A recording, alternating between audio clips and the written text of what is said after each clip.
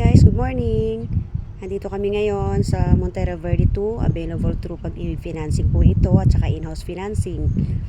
Malaki ang sukat ng lote nito, 48, so kasya po ang isang garahe. Nung araw wala pa tong model house na nakatayo, so ngayon ito ho siya.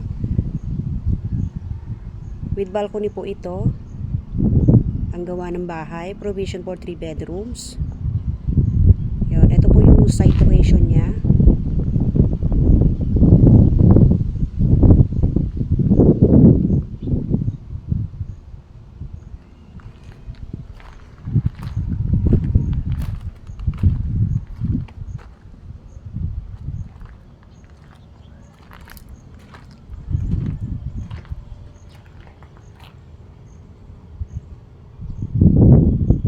Nakapwesto ho kami ngayon ng site manning dito sa area.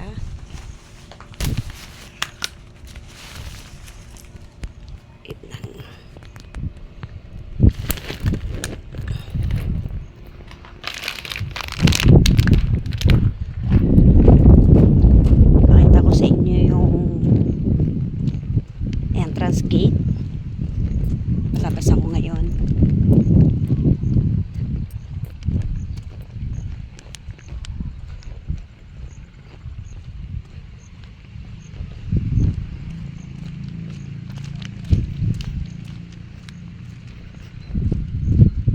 Ayan, ang loob po nito, ang taas nito, may kisame na po siya.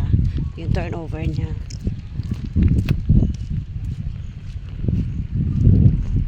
Hindi pa pwedeng pasukin kasi under construction po siya. Ayan na, ito na po yung entrance gate. Ang lapit lang sa labasan.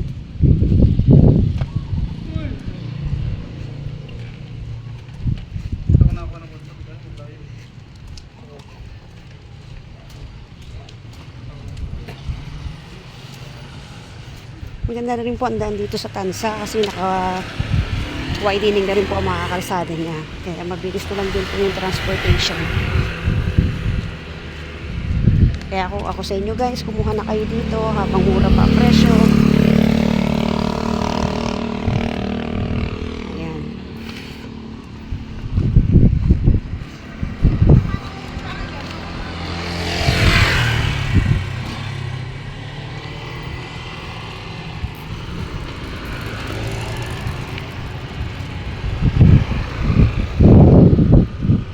Ito yung kubo, yung pwesto ng manning. Ayan, dito po kami ngayon.